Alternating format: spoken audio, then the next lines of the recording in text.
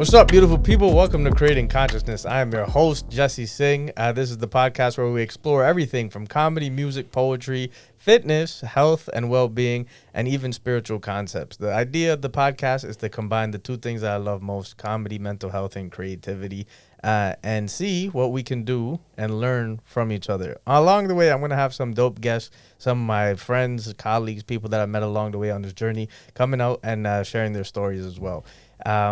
The intro has been different on every episode, but that's part of the creative aspect. I like to think of this as The Simpsons. You know what I mean? How every intro is different. And we got my co-producer, Dante, in the back.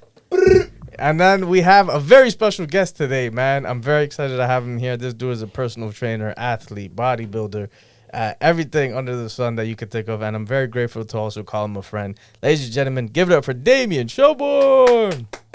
Thank you, my brother. Yo, do the sound effect again. I appreciate you. I can't. That might be bad. No. Yeah, no. But it's all good. Yeah, I can't do the. Yeah, I can't. Well, D, thank you for joining us. Thank you, sir. Appreciate you, my brother. Thanks for being Anytime. here, man. I got you. Start things off. Obviously, people can hear in your voice. If they can't, were you born in Brooklyn or you were? No, so born in Trinidad. You were born in Trinidad. Yeah. Say what? I didn't know that. Yeah. That's what we're already learning from. Born in Trinidad. Lived back and forth in Brooklyn, Jersey, back and forth to Trinidad, back and forth. Yeah. Then after high school, graduated high school in Trinidad, and then I moved to Brooklyn. How long were you in Brooklyn for? Well, like you said on and off, but like. Yeah, so.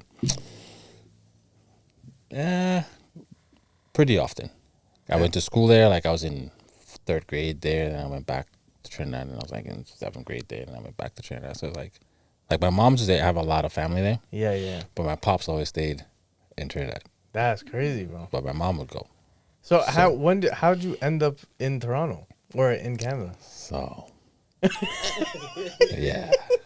So I ended up meeting my daughter's mom, and that's how I decided to make the conscious decision to leave. Got you. When I did. It was one of those decisions where it's like, it's time. Mm-hmm. You know what I'm saying? The good thing is, I've always been aware of my environment. Yeah. 100%. Yeah. And you live in Brooklyn, you have to be aware of in New York in general, you have to be aware of your environment. Yeah. Things started to get a little crazier at that point. And yeah, I started talking to her. Yeah. I came up to visit one time. Then she came down, and we had to choose. All right, what's gonna happen? You're gonna move, or I'm gonna move. Yeah. She had an old 13-year-old daughter at that point, so I was like, she was open to moving to Brooklyn. I was like, nah, I needed to go. Yeah. I needed to go at that point anyway. So I was like, you know what? Nah, I'll just dip. Yeah. Son, I dropped everything. I was out in like 2 weeks. Holy, bro. Yeah, at least about 2 weeks, 2 to 3 weeks for maybe. I was like, yo, I'm done. I'm out. So. Did you have any connection or like idea of what you were going to do once you got here? You just up and left there and like, I'm gonna figure this shit out. Done. That's right. Yeah. Damn. So there I gave. At that point, I had my HVAC license. Mm-hmm. I was doing personal training there at the Y. Other side money. Okay. Coming in on the side. Right? Yeah. And again, a lot of people didn't know that part of my life because I try to keep it like I'm big on family. Yeah. Right? Of course. So the goal was to don't be stupid. Don't bring unnecessary drama around your family. Yeah. Right? So whatever I was doing at that point, it was like completely separate from the HVAC and the personal training. Yeah. Right? That was the steady, this is where we're at. Yeah. Keep it there. At that point, it was time to leave. Yeah. Right? So I just said, yo, I went into, and I had a good job too, so I'm doing HVAC. I was working for Cornell Medical University. So we took care of like shit, bro. Yeah, I was one of the general maintenance guys there. We took care of all the cooling towers on top of the buildings. Yeah. We took care of all the labs. Like they did a lot of scientific research there, cancer research, AIDS research. And we would go in with the monkeys and always like it was a dope job. It was cool. That's great. What, actual monkeys? Yeah, like they were doing experiments on the monkeys and shit.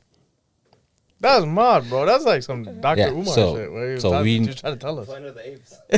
Yeah, no, but it's facts. Like I had conversations with a couple of the guys they're younger guys who were working in the lab and shit.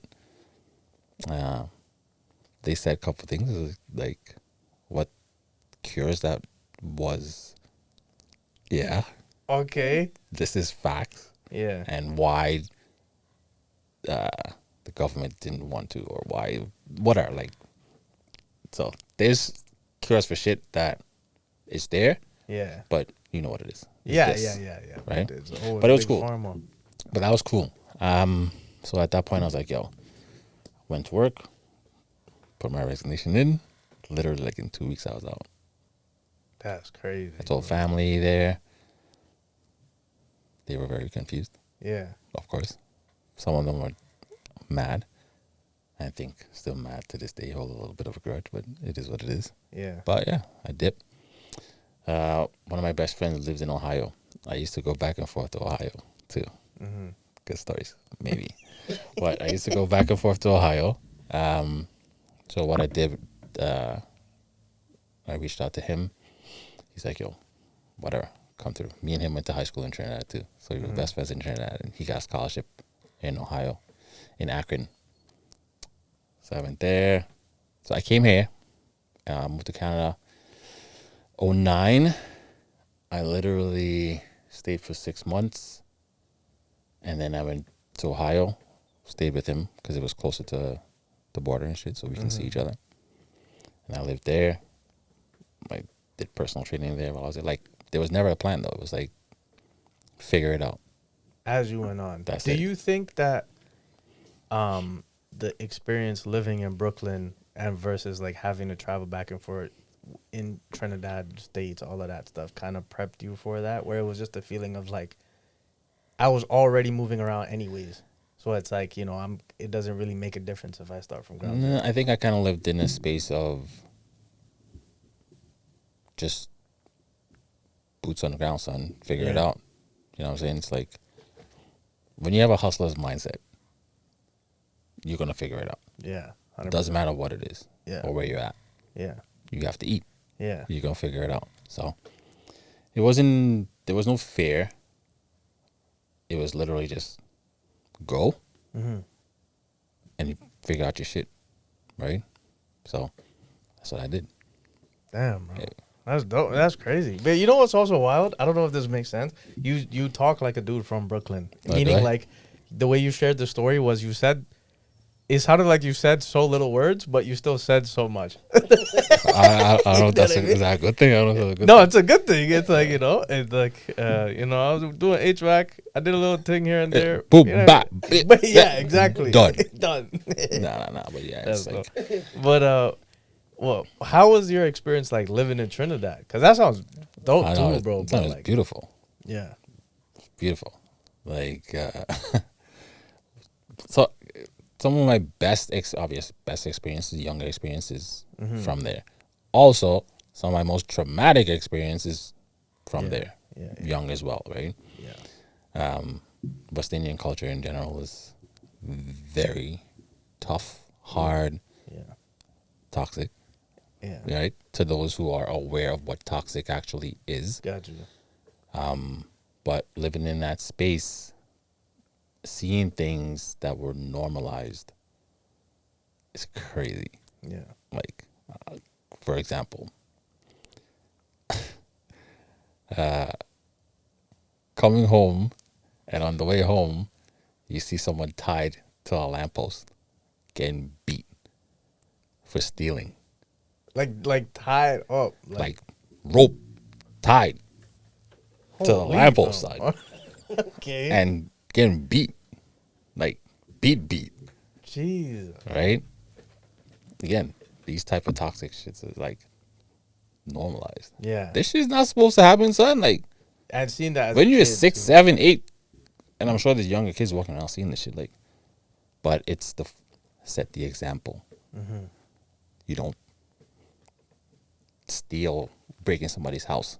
I get it, but yo, there's better ways of figuring this out, shit out, and doing shit like that, right? But because the lessons were always learned through fear, physical, or fear-driven yes, motivation. fear, 100%, right? But again, it's normalized to the point where, oh, this is just so and so who does this, and this is what happens, type of thing. Okay, because I'm curious about this, because like I don't have that example, but like I mean, like there was certain things I remember seeing as a kid too, growing up, or being around certain scenarios where, to your point, like you said, it felt normalized. Mm-hmm.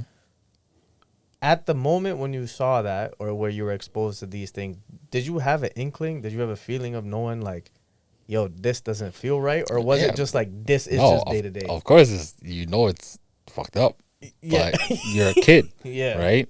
And then you have the adults who are championing this behavior. It's like, okay, like, what can I do? I can do shit. But you also know this person. So now you're like, oh shit, what the fuck? This is such and such from next door. Like I've seen this man before. This is done. This is crazy. But they untie him and it goes back to being normal. He goes Doesn't back. even bring it up. How you gonna bring it up? You can't. How you gonna bring it up, right? Because the people that are doing it to you are the people that you live with. Right? In the same neighborhood. Community. So, same community. You know what I'm saying? So it's like, what the fuck? You can't really say anything. What are you gonna say? You know what I mean? But 100%. I've seen a lot of toxic shit there that would normalize. Not,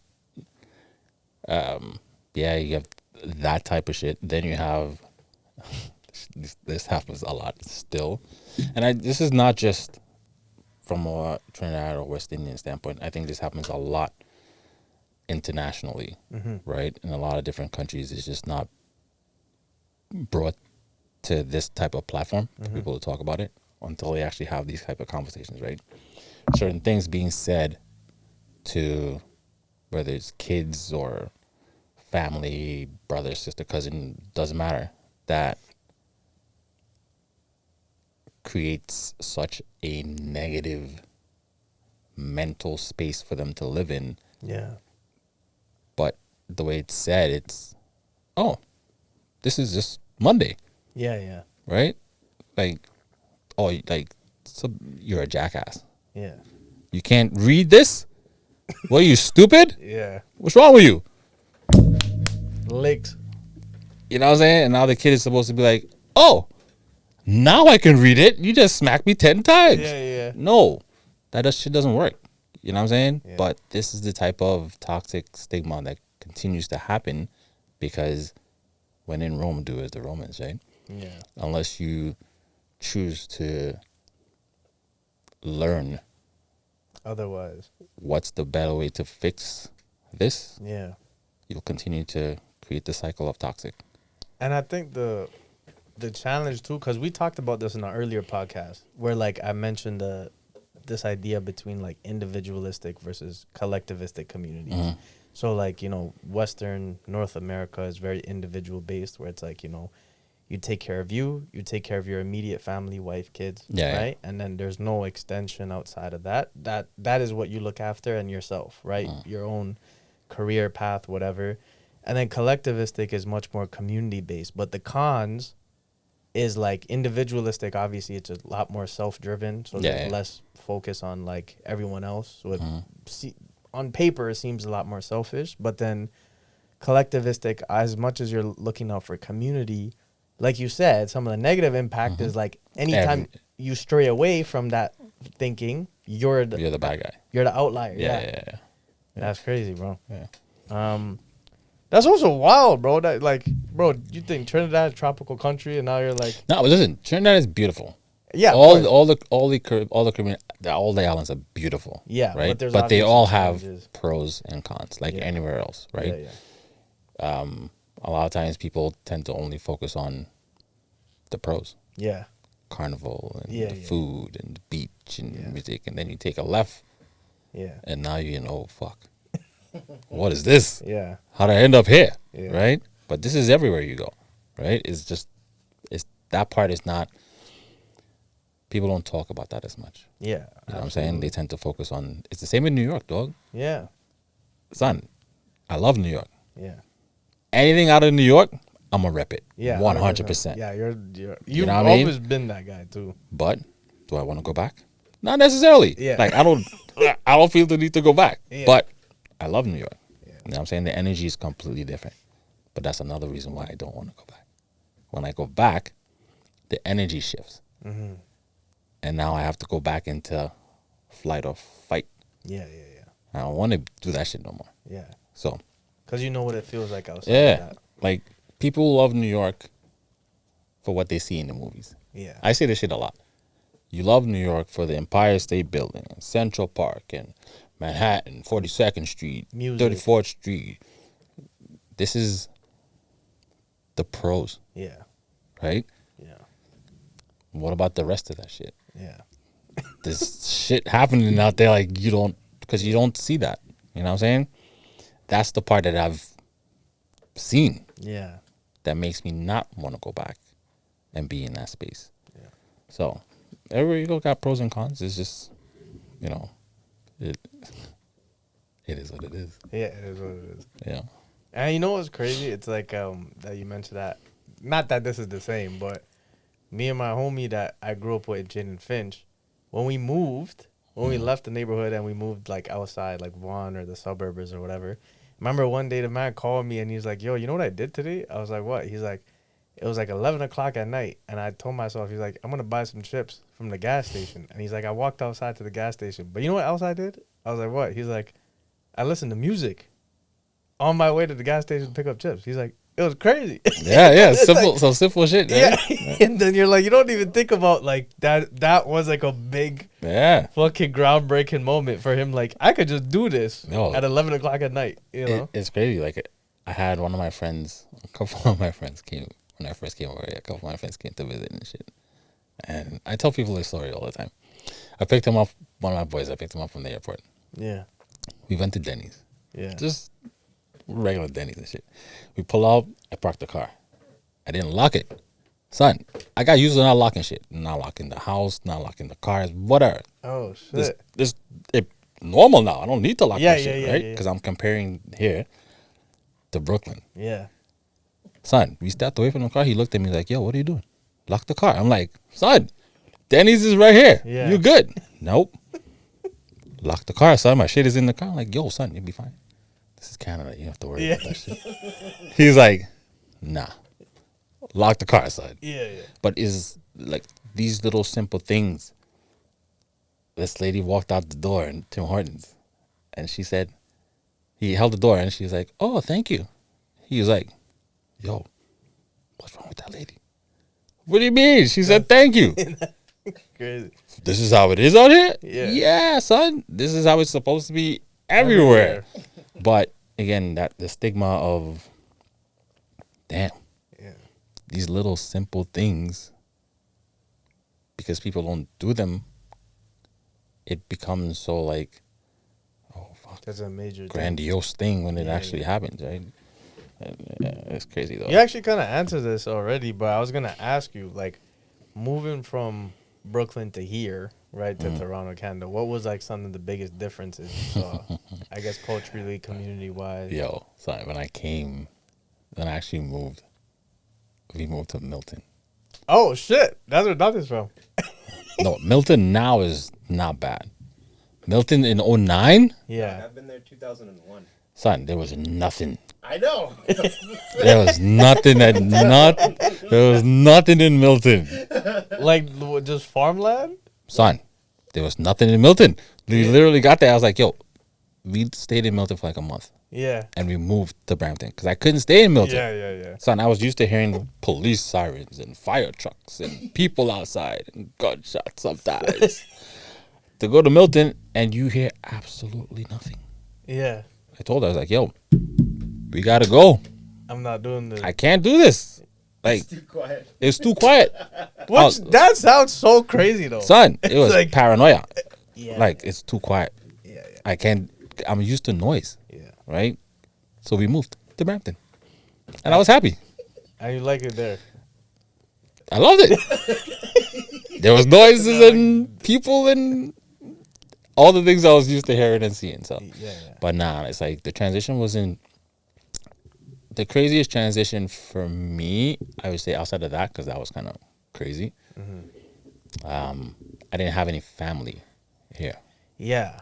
Like that. Right? Seems like it must be crazy. So when I came, her family was huge. Like they embraced me like crazy. Like me and her sister were really close friends before I even met her.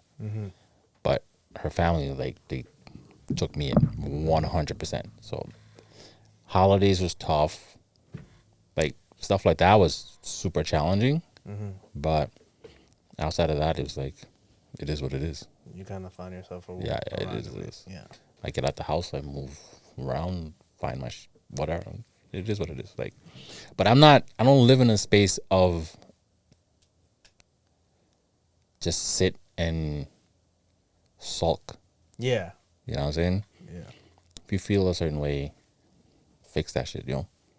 How you choose to fix it is on you, but fixing it for me was get out the house, walk around the neighborhood. Oh shit, there's a gym. It's my safe space. Right? Oh, there's a park. That's dope. Yeah. You know what I'm saying? So all these little things helped. But yeah, it wasn't too bad of a transition, honestly. Literally outside of just the quiet part in the beginning, That was the thing. I was good. Yeah, once I got to Brampton, I was chilling, so I was good.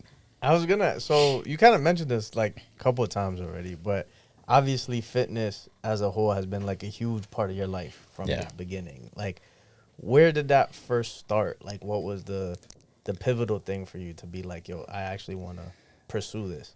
So I had an uncle that would come in Trinidad. Yeah. That would come by the house and visit and shit. But I would only see him like maybe once a month, maybe twice, maybe. But when he came through, like, I think he did, I don't know what he did, son. I think he did construction. I think. But he was just. But he was jacked. Yeah. Right? So I was like, oh shit.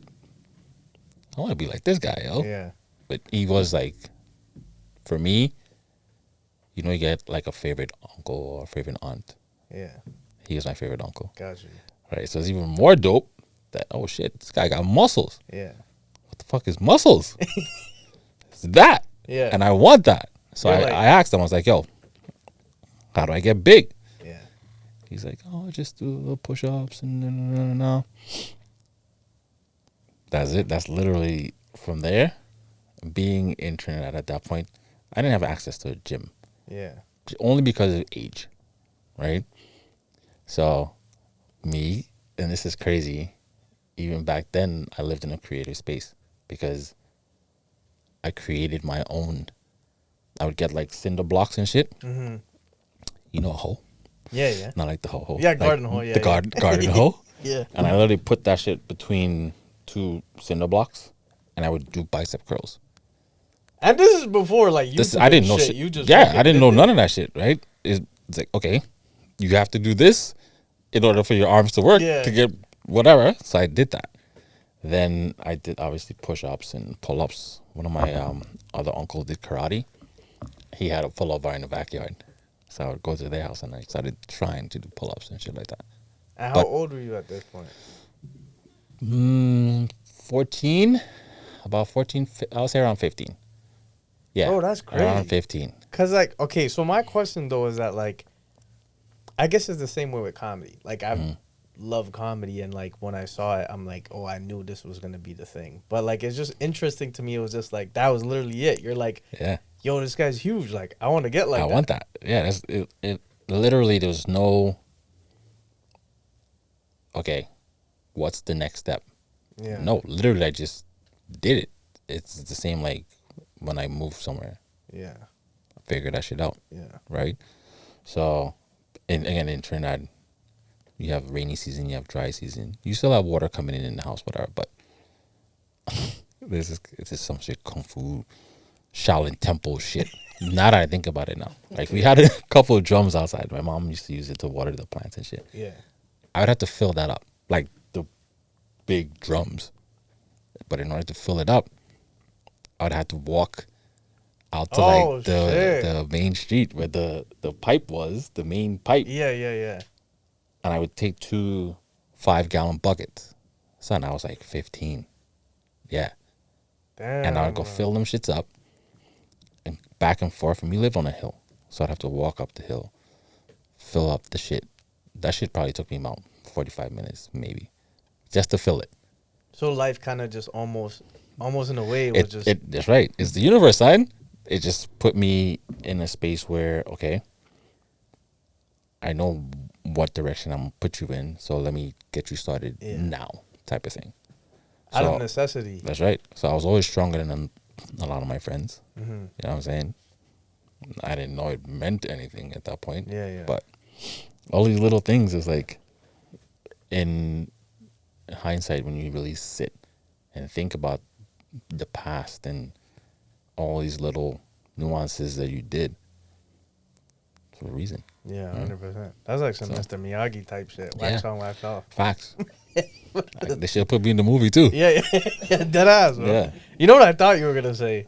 I thought the reason why you got motivated to train was because you saw your uncle and you're like, no one could put this guy on a lamppost. Nobody is trying to put him on a lamppost either. That's what I'm saying, bro. Shit. That's crazy. Ain't nobody trying to put him on a lamppost either. But. So what was your first gateway into the actual, like, obviously that was your motivation to start fitness. What was your first job in actually training and things like that? So after high school, once I graduated high school and I moved to Brooklyn. Sorry, where'd you graduate high school? Not in Brooklyn? Trinidad. In Trinidad. Yeah. And then so in Trinidad after high school, my parents literally said to me, all right, what do you want to do? Do you want to go there or you want to stay here? Yeah. They said you choose, which is fucked up. Yeah. Just out as a kid. Yeah. I don't think any kid should have to make this decision. No. But yeah, they're like, yo, you choose what you want to do. You want to stay? Good. You good. You want to go? 'Cause my mom was there. Your mom was in Brooklyn? Yeah. She was working. I get we have mad family there. So she was always back and forth type of thing. So she's like, all right, what do you want to do? I was like, all right. My brother was already out there for a while in Jersey. I was like, all right, fuck it. So I made the decision to go. Again, not knowing these type of decisions would continue to happen in my life. Meaning, do you stay or do you go? Make the decision, right? So I made the decision, left, stayed with my aunt. I don't want to cut you off. No, I have a question about that, though. Yeah. How do you know what is the right decision for you? You don't. You just make... Okay, so this is another space that I live in very often. I do believe that we all know the answer. Okay. Right? Yeah. We know the answer. Yeah. We just have to make the decision. You know what I'm saying? There's no wrong answer to be. First off, there's no wrong answer. Right? But you choose, and whatever you choose, you're going to figure it out. Right? So for me, it was, all right, do I stay? And first off, I wanted to be around my brother, my older brother. Do I stay and continue by myself? I have a younger sister. She was young at that time too. Or go there and potentially be closer to him, but go on a different path, right? We never know what's going to happen in either direction. Yeah. Right? But you know the answers then. We always know the answer. We, a lot of times, choose to overthink things. And when you overthink things get complicated because now you're stressed, right? Now you start asking other people what you should do. This is your decision. This is not their decision. Yeah, now you got too many voices. That's right. Make your decision and stand on business. Yeah. Right? So, yeah, I decided to go. I stayed with my cousin and my aunts and my two cousins. He also started getting into working out at that point. We were like, what? I was 16. I was like 16. I graduated high school, something like that. And I found a local gym. Went to the local gym. I thought I was strong. Until you get to a gym with just grown ass men lifting weights and shit. And you're like, oh shit. Nah. So I started doing some bullshit in the gym where, like, at that point, one of my side of my chest was a little bit bigger, more developed than the other one. And this is like the first day in the gym, son. I would never forget this shit. I went to do bench press. And I put a quarter plate, 25 pounds, a plate on one side, and I put a 10-pound plate on the other end. Because I'm trying to balance out in my mind. Oh, shit. In my mind, I'm trying to balance out, right? I was like, oh, this shit needs to grow. So it means I need to lift heavier on this side. This needs to be light because it's already big. Yeah. And a couple of the guys looked at me and I was like, yo, what are you doing? I was like, well, I'm trying to balance out my chest. They were like, no, that's not how you do it. They laughed at me. Yeah. But they was like, no, this is not how you do it. And they took me in. It was like full community at that point. Everybody helped everybody. Everybody was cool. Yeah. They don't care if they don't know you. They never seen you before. You here, we got you. Yeah. So from there is where I started to learn about exercise and the body. And from that, at that point, there was magazines. I just took a deep dive into fitness. On your own. On my own. Like I would buy every magazine come out, I would buy. Yeah. Because at that point they had exercises that would come out. They would literally show you all the exercises and how to perform the exercise, what muscle it works. So I had like a stack of magazines just learning shit, right? So from there, yeah, I started to, and you start seeing your body changes. Once you start seeing your body change, different type of motivation. Yeah. You know what I'm saying? Yeah. With that, I just really got into fitness. And then I helped a couple of my family members. And this was like a huge changing point for me. When I helped a family member and they started to lose weight. And that was their goal. I was like, oh shit, this is dope. I could actually help people now. Yeah. Right? And from there, out of here. I wanted to help people. And you just started pursuing that. That's it. From there, it was like, get certified, and put yourself in a place where you can help people. Yeah. So the next step was I volunteered at the YMCA just to be a floor trainer. In Brooklyn. I started off in Brooklyn, then I went to Queens. Okay. But I just wanted to be a floor trainer. Yeah. Right? I just wanted to help people. Sorry, explain that. What is the difference between a So floor trainer? the floor trainer is the guy who at every gym should have one now. But he or she is the person who walks around the gym and assists in anyone who needs help. Okay, right? so it's not like personal training. You're just making sure people are safe. Yeah, that's right. Yeah. All right, you need help doing this, or you have any questions with this, or da-da-da-da. But you need to be knowledgeable, right? Yeah. But your job is strictly just to help whoever, old, young, as long as they have questions, this is your job. Yeah. So I started off doing that. And within the first month, they made me head personal trainer. In a month? In a month. Oh, shit. Right? Oh. In a month, they made me head personal trainer. And yeah, from there, it was like, all right. But I always loved helping people. Yeah. You know what I'm saying? Yeah. So, yeah, people say it's hard to know what your passion is or find your passion, or how do you know what your passion is? Yeah. That also, I believe, we all have something that we're passionate about. Most people are just afraid to dive head first into it, right? But there is something that everyone is passionate about, right? And that doesn't have to mean you're going to make $1 million off of it, at least not to begin with, right? If you lead into it with, first and foremost, just being authentic and genuine, you'd be surprised where it can actually take you if you want it to take you those places. Yeah. But be authentic, be genuine, and everything else will fall into place.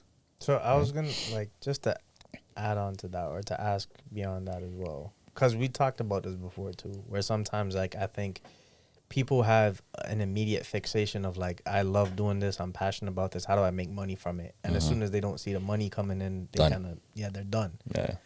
So, like, for you, for instance, living in Brooklyn, like, you know, you still had to make ends meet. And somehow, how did you still find the time to be like, I'm going to give my time to this because I love doing it, even though I'm not seeing any change from it right now? Yeah. Well, this is, like I said before, it's like I actually went to school for HVAC. Yeah. I was living in Brooklyn. School was in Jersey. I had to be up at 6 to catch the bus at 6:30. Well, 7, that would drive to New Jersey. So I had class from 7 to, I think, 2 o'clock or some shit like that. Then the bus brings me back to Queens. From there, I started at the Y, right? And after that, I would go home. So until I got my HVAC license and all that shit, literally, there was no time. Like, I had to make time To be there. I had to. Yeah. Again, if this is what you want to do, you love it so much. Yeah. Those things don't really, you don't live in that space. You know what I'm saying? You're almost excited to just be like, That's I right. want to get to the gym. Shit, I just want to go. Yeah. You know what I'm saying? But again, it's everybody's different. You know what I'm saying? And I've noticed too, a lot of people, like you said, they lead with money. You know, they lead with wanting to be an overnight success. And if that doesn't happen as fast as they wanted to, then this is not it. Yeah. You know what I'm saying? So, no, I did, outside of that, I did work. Yeah. Work. You were delivering pizzas. Yeah, something like that. I was definitely delivering stuff, but yeah. But it was good. It was all good. But again, you find ways to be able to do the thing that you love. Yeah. You know what I'm saying? So never let go of that. Just find ways to work around it. No, but again, it has to be, this is how you know if it's really a passion, your passion. If you make $50 a day, you know what I'm saying? And the average Joe is coming home with $300. Son, I don't care what he's getting. Fuck, I get to do what this shit makes me happy. And I made $50. And I made $50. What? That shit is fire, son. Yeah. You know what I'm saying? But it's very hard for people to live in that space. Yeah. Especially now. Yeah. If you live in a space of instant gratification. Yeah. If I'm not validated now, son, I don't want this shit. Yeah. This shit is whack. Let me go find something else, another passion. Yeah. No, it don't work like that. So sometimes, the starving artists. Yeah. These are the guys who later on will sit and tell you these stories. Yeah. You know what I'm saying? Yeah. And now they got Dave Chappelle money. Yeah. Yeah. You know, but you gotta start, like I said, boots on the ground, son. If it's something that you really love, invest in it. Don't worry about cost, right? If you have a support system, it helps for sure. But it still comes down to you at the end of the day, right? And just kind of like going off of that, so like that was your fitness journey. Started at Y, then obviously rest is history. Became a personal trainer and stuff. Yeah.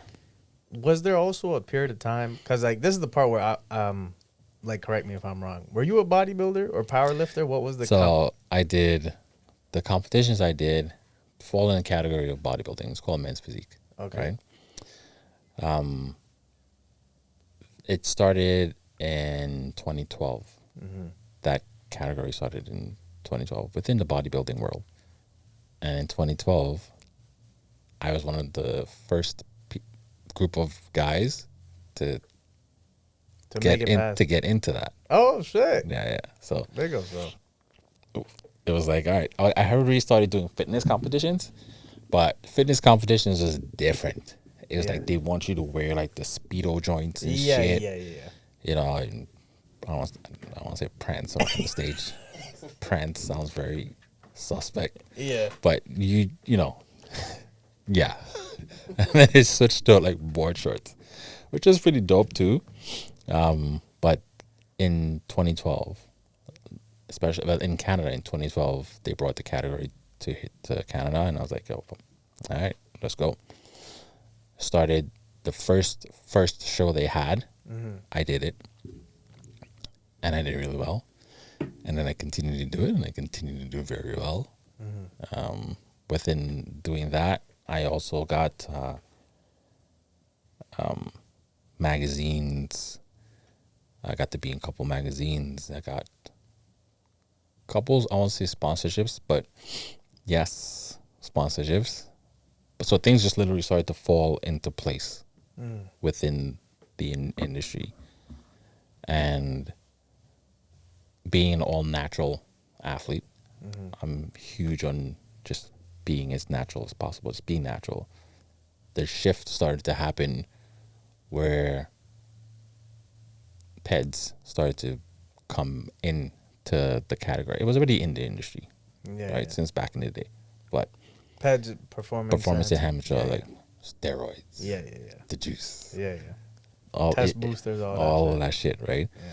So as a natural athlete who was always placing top tier at every show, first, second, I got to a point where I got 4th place, and I was like, yo, this is bullshit. Yeah.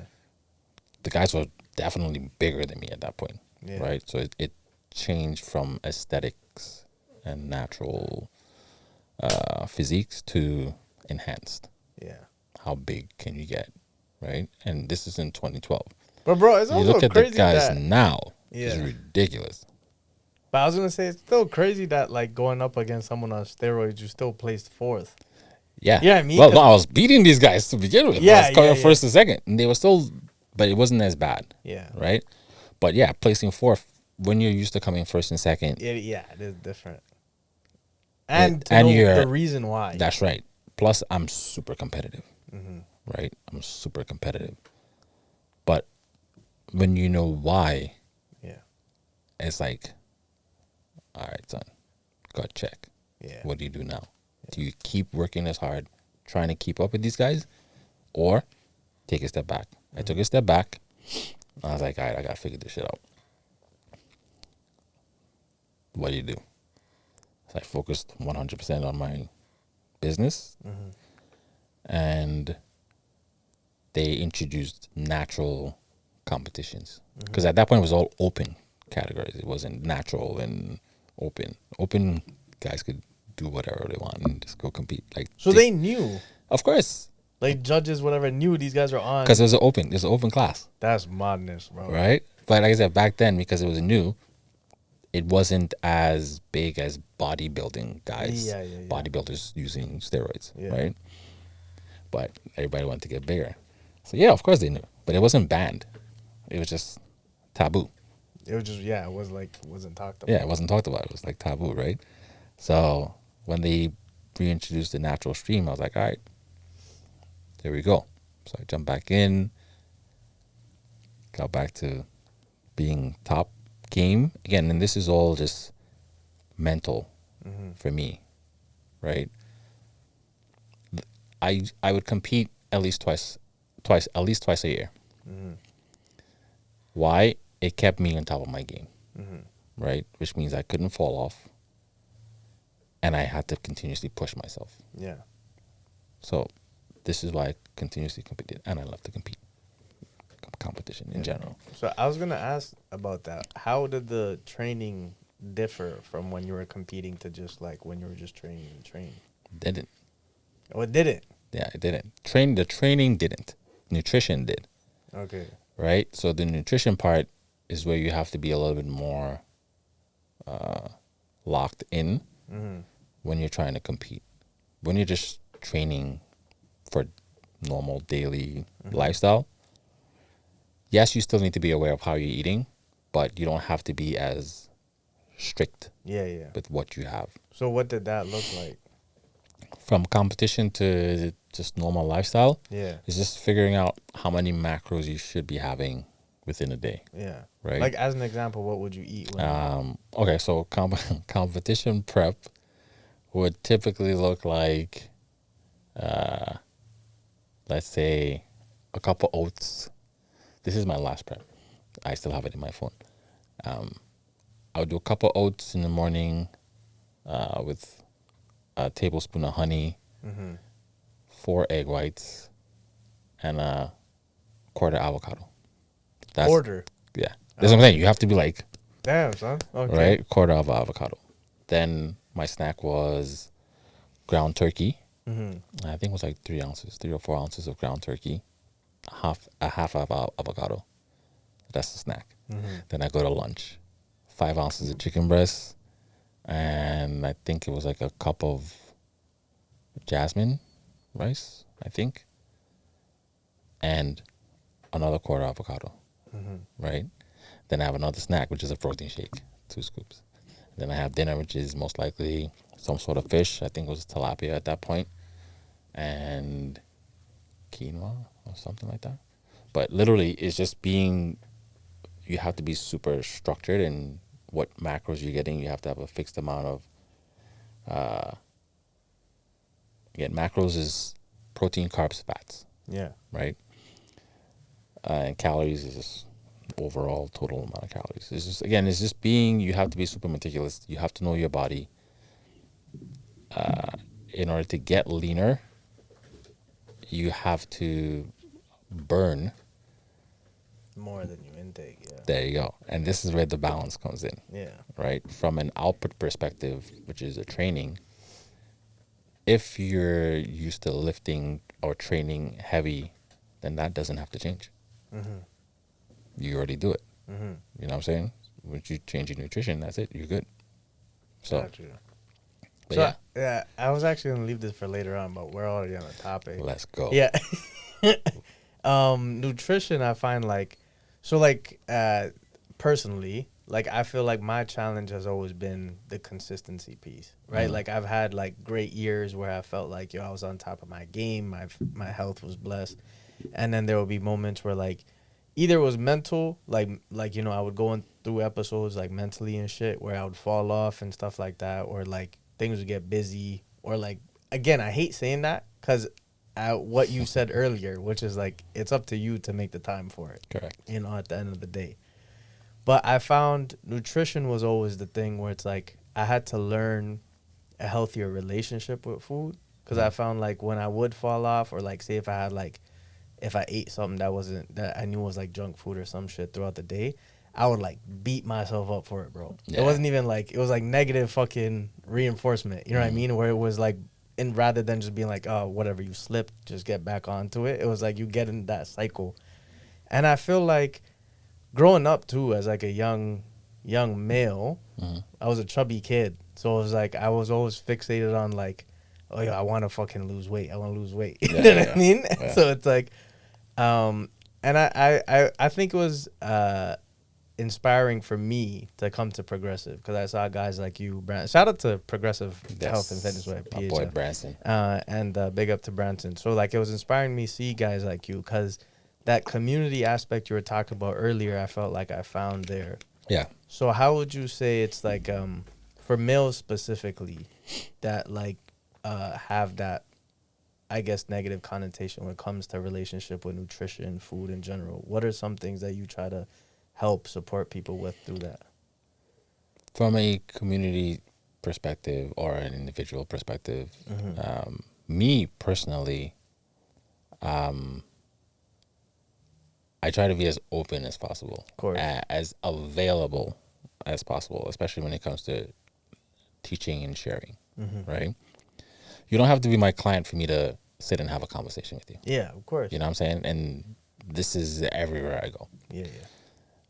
Information is key, but the only way people can get information is if you know it, you have to share it. You know what I'm saying? So, yeah, just being comfortable and open with people like yourself who have questions, right? And we're all human. It's very easy to look at someone and say, damn, son, you always in shape. What the fuck? What do you do? Right? Yeah. I've gotten before, all you do is eat chicken breasts and broccoli and rice and shit. I'm like, no, son. Yeah. No, I eat whatever. Yeah. But we are all humans, right? Yeah. The goal is to enjoy food, but you also have to be aware of your goal. And creating balance is key, right? In order to not live in a space, like you were saying, of being so hard on yourself, try to create a lifestyle where you can do both, right? So I would say an 80-20 rule helps a lot, meaning 80% of times you eat healthy. Yeah. You're on The your 20, shit. that's right, the 20, do whatever. It's not going to affect you. You can still enjoy a cheat meal here and there. Whatever it is you really like, you can have that if you're living in an 80-20 rule. Yeah. But try to create a lifestyle that's sustainable first. If it's not sustainable, you're not going to want to do it. Yeah. Right? And it's very easy to get overwhelmed. Yeah. You know what I'm saying? Yeah, fuck. that's a great way. I don't want to eat chicken breasts and broccoli every day. Yeah. Then don't. Who told you need to eat chicken breast and broccoli every day? Yeah. Yeah. You don't. You know what I'm saying? Like, I love to cook. I love to be super creative. Again, the creative guy is just me. So every aspect that I take on, I try to be creative. So you can enjoy food, healthy food. Yeah. Just be creative. Yeah. It doesn't You know have what to I'm taste saying? like ass. That's right. I don't know what ass tastes like, but I I'm saying, yeah, you're right. Yeah. But just be creative, be creative, and make something that you know you're gonna eat, and you can eat consistently for a while. That's gonna help you get on your journey, son. Like, and what this is something I did before I knew more about nutrition. Yeah. I was still in Brooklyn at this point. Yeah. I started to get, I wanted to get bigger. I was like, what? Fuck this. I'm going to get jacked, son. This is some bullshit. Weight gainer. Weight gainer? Yeah. What is that? So it's like a powder. It's a super high calorie protein shake. Protein powder. So you have like 30,000 calories in a shake or some shit. It's like a lot of calories, right? Okay. But it makes it, you put weight on. You don't put muscle on. You put weight on. You put muscle on as you lift heavy and work out. Yeah. But You you're still train. putting weight on first. Yeah. Right? So I swear to God, I put on like 25 pounds in like 3 or 4 weeks. About something like shit like that. Excuse me. That's crazy. Quick, fast. Bro. And I think it was like 4 weeks or some shit, like 25 pounds. But it was weight. Yeah. So I had abs. Son, them shits went away mad fast. My face started to get, I was like, what the fuck is happening? I got bigger, yes. Yeah. But I got weight bigger. I didn't like it. I started feeling uncomfortable, just exercises I couldn't do. I still played soccer at that point. I was like, all right, I'm going to fix this shit. I went to Subway. I did the Jarrett's and I bought a foot long. Told them cut it in 4. And whenever I was hungry, I would eat a quarter of it. That was it. Plus, I did 2-day workouts. Yeah. Right? This is super unhealthy. Yeah. Don't do this. I'm just sharing. This is what I did. That's right. Yeah. Take notes. You went please. from one extreme to the other, bro. Yeah, that's right. Don't do this. This is not healthy. But this is lack of information. Yeah. You know what I'm saying? And did it work? Yes, it worked. Why did it work? Because you're restricting calories.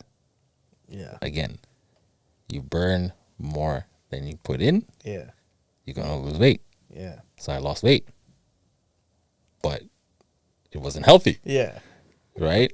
Fast forward to actually taking courses on nutrition and learning how to actually do that the right way is what I teach people now, Yeah. right? So part of personal training with me is nutrition.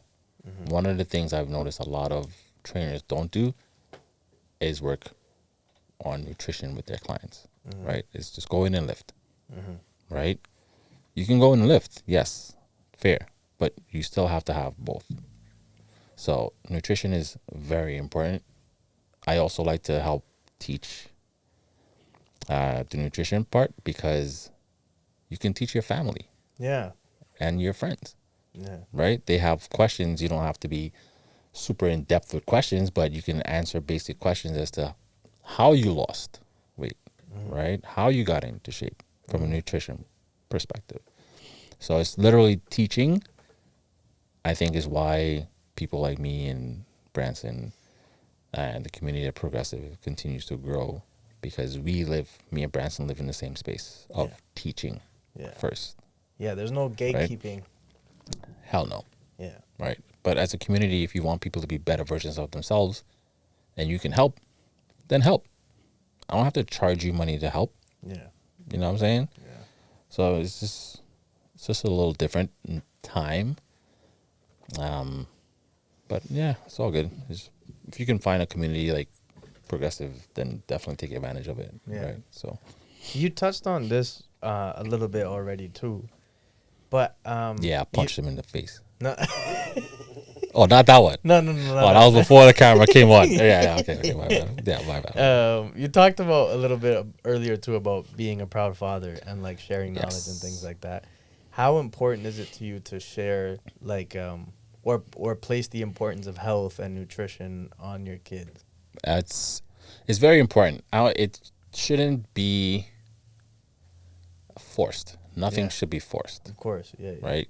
You force anything on anyone, they're not going to want to do it. Yeah. But lead by example Yeah. first. Yeah. You lead by example. It's easier for especially kids to pick it up. Mm-hmm. You know what I'm saying? So living in a space of showing up for yourself first in front of them. Mm-hmm. This way, when you say, oh, come, let's do some jump jacks. Come, let's do some push-ups. Oh, let's eat this instead of that. You already do it, and they see you do it, Yeah. right? They can't be like, fuck is I telling him to do this shit? He don't do this shit. Yeah. I don't want this shit. You know what I'm saying? So leading by example is huge. And I think it's very important to start or show them as kids, right? Put them in an environment while they're kids. So it does help create a little bit of an easier transition as they get a little bit older, hopefully, to live a healthier, more active lifestyle, 100%. right? But definitely not forced, Yeah. right? As adults, we know, well, I know, Yeah. you can't force me to do shit. So. Yeah. Right, this is just me. You tell me to go left, I'm gonna go right. Out of principle. That's right. Like, I'm going to go right. Something might happen when I go right, but Yeah. I'm not going left because you told me to go left. Just because you told me to go left, Yeah. right? If you used to be like, oh, son, I went left like 3 or 4 times and this is what happened. Yeah. Oh, yeah, I remember you went left and this is what happened. All right, I'm going to go left with you then. Yeah. You know what I'm saying? But I'm not just going to pull up and be like, yo, left or right. Yeah. I think we should go left. Nah, son. No. No, we ain't doing that. But, But yeah, bro. So like, obviously, thank you for sharing up until this point, bro. Like, No, man. you lived the life, I man. got you, But son. I got for the sake of time, I did want to touch on the last part, which was like there was a point in your time where you went through like your own health challenges as well, right? Yeah. Like, and you were like very open about that. What exactly happened? Can you walk us through what Yeah. exactly happened? So, from a hereditary standpoint, within my family, I think on my mom's side, we have heart problems, right? Heart murmurs and in the islands, they'll tell you have a hole in your heart. Oh, this is just what they say. It's this not is not what it. No, this is not what it is. Yeah. Medically, it's like it's a heart murmur. Medically, it's a heart murmur, right? Okay. So, but yeah, so I knew I had a heart murmur growing up, but it never really affected me at any point until I got to New York, and I wanted to take out my tonsils. So I went to surgery, whatever, and I showed up, and they're like, "Yo, do you know you have like an irregular heartbeat?" I think I was like 21, 20, some shit like that. I was like, "Yeah." They're like, "Well, we can't do the surgery because of that." I was like, "What the fuck?" All right, fine, whatever. Keep my tonsils in. Fuck it. Came here, going through divorce. Stress levels went up super high, right? And I will start getting like dizzy spells and shit. Like, what the fuck is this? Right? The person I was dating at that point was a nurse, and she said, "Yo, your blood pressure is up crazy. Go to your family doctor, see what's up." Right? So I went, and he's like, "Yo, you know you have a heart murmur?" And I was like, "Yeah." He's like, "You never felt nothing?" I was like, "No." At this point, I've been competing, been playing soccer, I've just been You were still warrior living dash, a like lifestyle. super healthy lifestyle. But I also switched my lifestyle even more when I found out when I went to get my tonsils done. This was in my 20, I was like 20. Yeah. I consciously chose to live a healthier lifestyle, even at that point, right? Wow. Again, not knowing all of this shit was going to happen, but I made the decision then too. Yeah. And so I went to see my family doctor. He's like, "All right, well, good thing for you, the cardiologist is actually here, next door. So I'm going to go talk to him right now so you can go in." I went in, I spoke to him. We did the echocardiogram and all that shit, stress test, all that bullshit. And he's like, "Yeah. So I think I'm going to reach out to this specialist. He's the top specialist in Canada. I highly doubt that you're going to get in because he's the number one guy. He's always booked." I was like, "All right, cool, whatever." He reached out to him, and I think maybe 2 days later, he's like, "Oh, we got a call back." They call me. "Oh, we got a call back from them. Someone canceled, and they want to book you in for a Holy consultation." shit. Literally, everything happened within a span of 2 weeks of me seeing my family doctor to having actual surgery. Yeah, yeah. So when I went in and I saw him, he's like, "All right, well, this is where we at.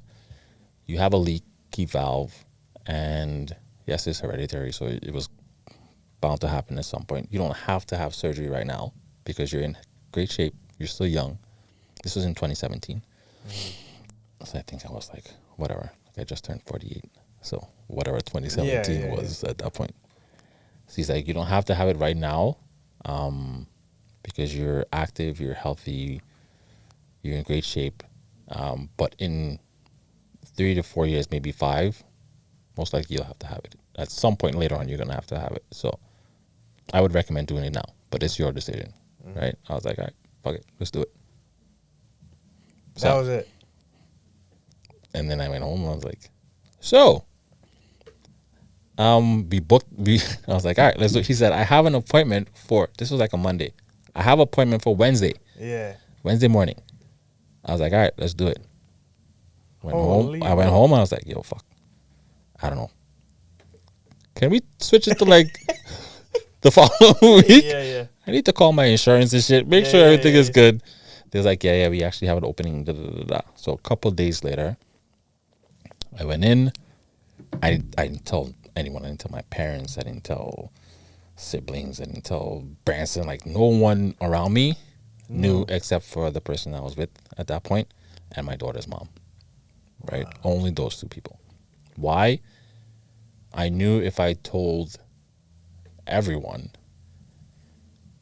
it would be a lot of, "Oh my God," which is more stress on me. Yeah. You know what I'm saying? Yeah. It's dope that people care. I get it. Yeah. But if it's going to put me in more of a stressful space, I don't want it. Yeah. So on the day before surgery, I called my parents and like a couple people around me, my clients didn't know. I literally sent out a mass email to all my clients, like, so guys, this is what's happening. I'm not going to be in for a little while because blah, blah, blah, blah. And yeah, and I went in and I literally had surgery. So within that space of, I would say, a week of finding out, a week and a half, I went in and I found out, saw the cardiologist, had surgery. So I had I had open heart surgery, double valve replacement. Jeez, bro. Yeah, went in, did it. Recovery was supposed to be, what they say, like 15 to 17 weeks or some shit like that. By the 5th week, I was up in the gym, just moving. Not lifting shit, but Still getting just movement in. moving, right? By the 8th week, son, I was back in the gym grinding, son. Yeah, I was in. Of course, they were like, We don't recommend it. Yeah. I'm like, yeah, I'm in the gym. Like, you're supposed to be in therapy. Yeah. I am in therapy. I'm doing my own therapy. Yeah. Right? I know, first off, I know my body. This is my profession. Yeah. Right? Of course, the concern is there, like, this fucking guy's going to kill himself. What's wrong with this guy? Yeah. But this, right? Because I have a super strong will when it comes to me and knowing my body and not just sitting in a complacent space of, okay, fuck it, let me just pop this pill and I'm gonna get better. This is what they told me to do. Son, no. The day I went in for my first checkup, I was sitting in the lobby with this other guy, and he went in. I had no idea, and he went in, and he came back out, and I'm looking at him like, oh fuck, he looks sick. Like, he probably just had surgery like yesterday or some shit. Yeah. I go in, talk to my guy, and he's like, you saw the gentleman that just left? I was like, yeah. He's like, both of you guys had the exact same surgery on the same day. You're the same age. The difference between him and you is you refuse to sit in a space of being complacent.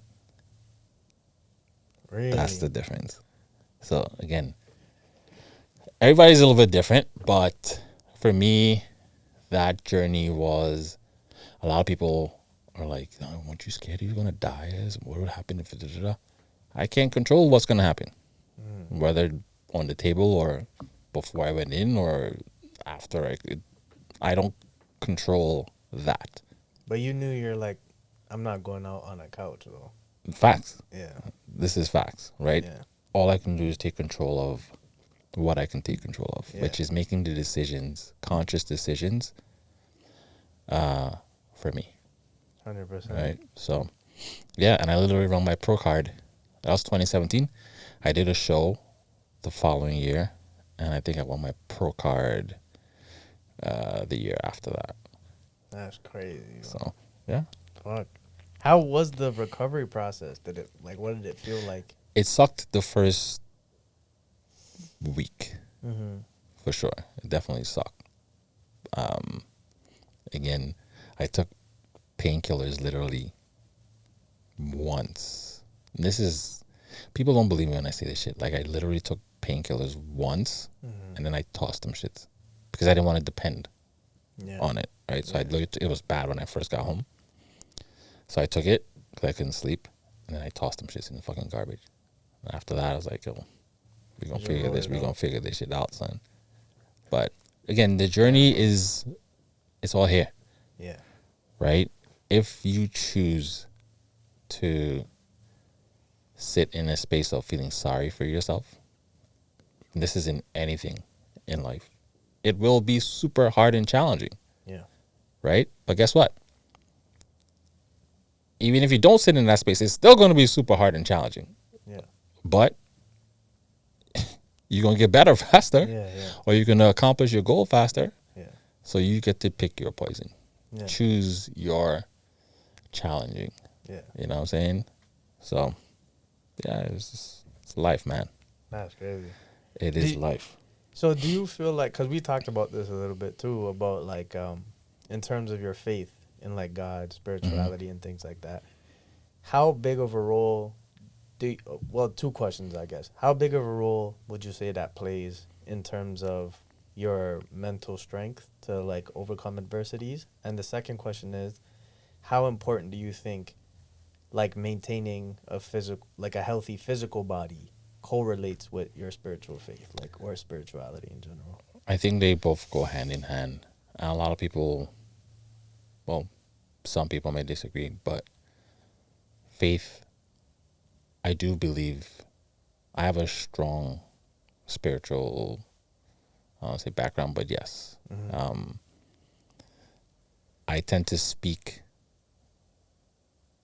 and this may sound crazy, but it has happened to a lot of people, speak things into existence, right? This is actually a thing. Yeah. It's actually a thing.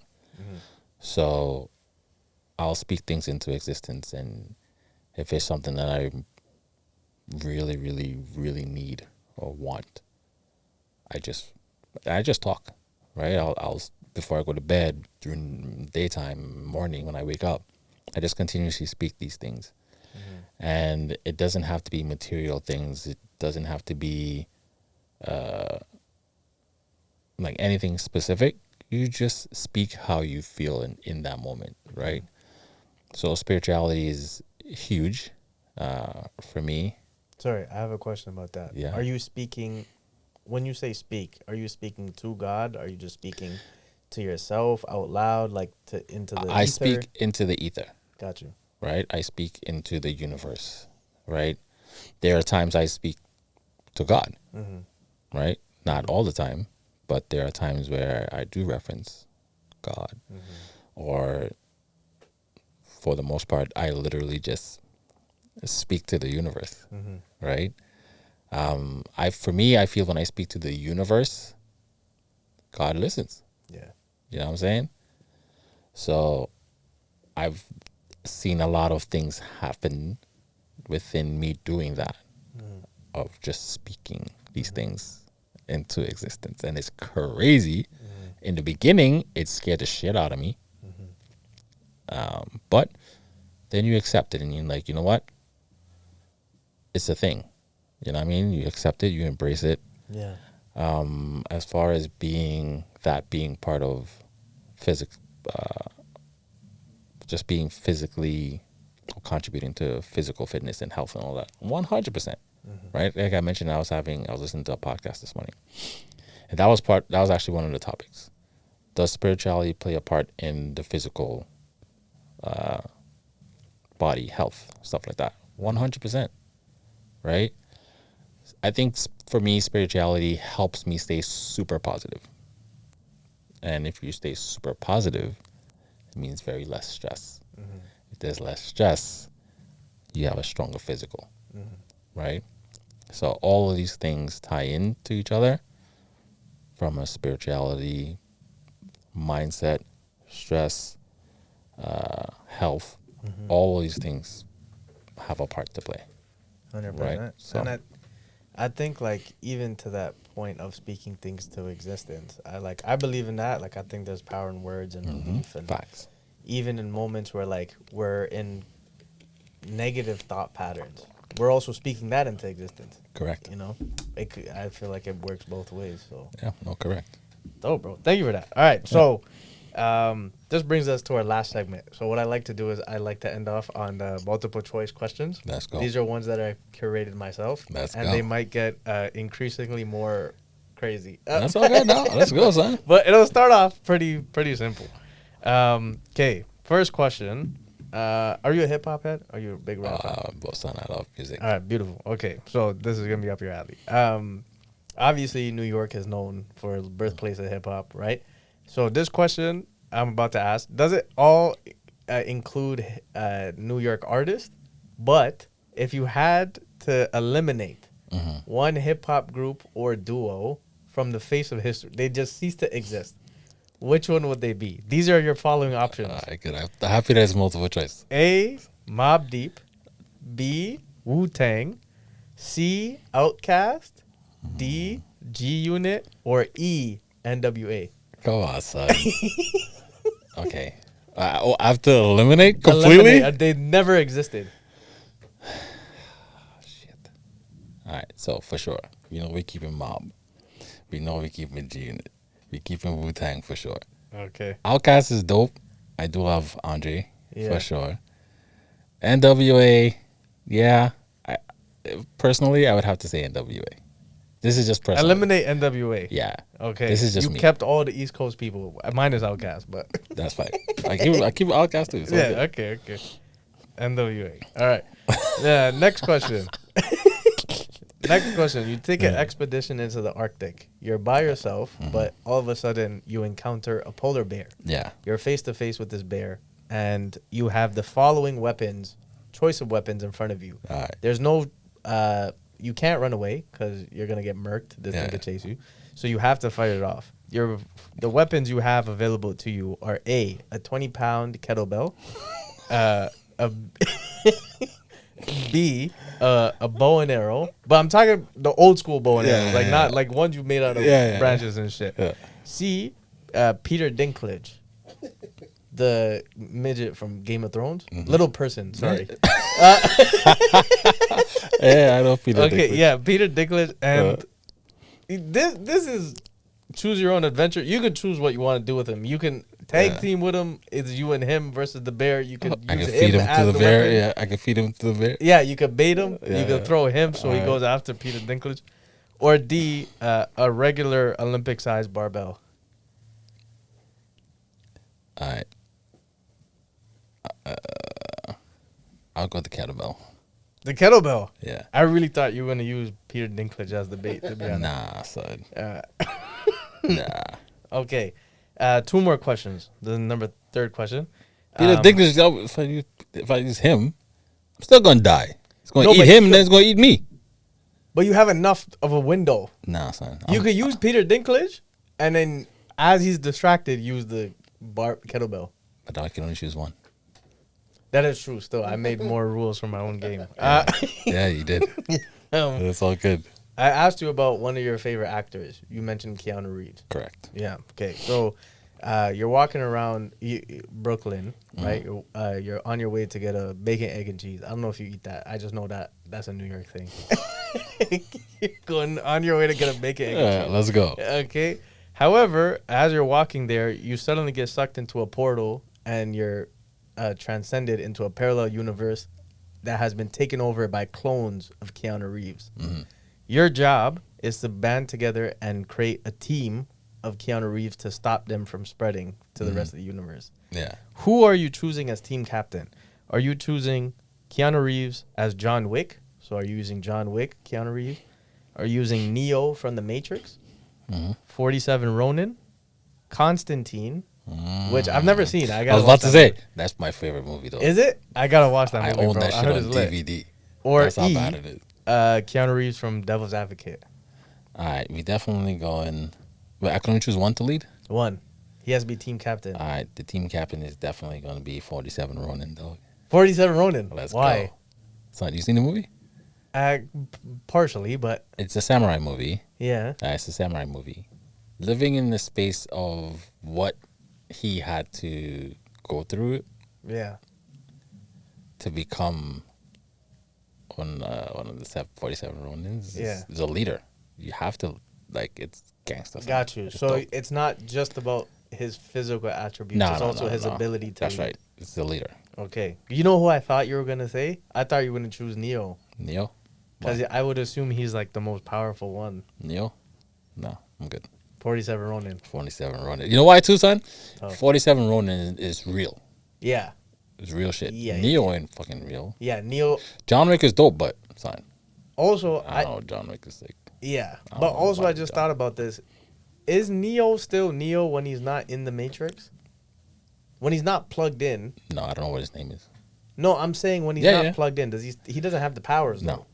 Like, he's not. Do you know what I mean? Yeah, Yeah, but no. it's still He's Neo, Keanu Reeves. because in reality, who he is in the Matrix is who he is outside of the Matrix. Got you. Okay, I gotta watch it. So right he's now. Neo outside too. I He's guess. Neo outside first, because keep in mind he's a real guy outside the Matrix. Yeah. They plugged him in. No. But he doesn't have the powers outside though. Well, the power's all in the mind. It's the pill. Yeah, it's the pill. It's all in the mind. It's the pill. But 'Kay. 47. 47 Ronin. 47 Ronin. I gotta watch these, but I gotta watch Constantine too. Constantine is fire. If you believe in devils and angels and shit, Fire movie. fire, son. Okay, this is the last multiple choice question. Let's go. You're spotting a client at a squat rack. They're about to hit a new PR. This sounds suspect already, but let's go. They're about to hit a new PR. You're spotting them from behind. This sounds suspect. This sounds suspect already. pause, Yeah. This sounds suspect. Suspect already. Hold on, pause. Let's go. Okay, you're I have to restart it, bro. Nah, You're- go ahead. Go ahead. You're spotting a client from behind, pause, at the squat rack. They're about to hit a new PR. As they start to go down with the weight, Pause. they let out what they think was a fart, but they accidentally shit themselves. Okay. They're wearing shorts, so some of it leaks onto your new kicks. Yeah. Do you A, let them fall, B, continue to spot them and then send them to the shower, C, push them off, or D, spot them all the way, but then when they're done, make them run laps with the shit still in their pants? All right. No, I'm gonna spot them and then let them take a shower. Okay. They can buy me a new pair of kicks. After. That was very professional. I'm about to say, I gotta be professional. So. Yeah. Yeah, What yeah. would you really want to do? No. That's what I would do. Yeah. It's the spiritual me. It's the spiritual part of me. This is where we at Be now. cool with it. That's right. You gotta be cool. All right, bless. D, thank you for hopping on the pod, bro. I appreciate the talk. I appreciate the you, lesson. brother. Much I love, appreciate you, man. bro. Let the people know where they can find you. D Squad Fitness, everything. Instagram, website. I don't really do Facebook too much, but D Squad Fitness. Yeah. If you have any questions, need help with anything, doesn't matter if you are looking for personal training services. If you have questions in regards to nutrition or just working out, getting healthy, lifestyle, message me. On the website, my cell phone number is there, email is there, but dsquadfitness@gmail.com. And yeah, that's No, it. definitely. Thank you. And then also, we also mentioned progressive health and fitness in the episode. If you guys are in the Mississauga area, even if you're not, you want to check out the gym, check out Progressive Health and Fitness on Instagram. Yeah, hit up Branson. Just shoot out for Branson. Yeah, shout out to Brampton. Also, you guys can follow me at Punjabi Timbit or at Creating Consciousness 905. I've been your host. Thank you guys for tuning in, and we'll see you at the next one. Peace. Peace.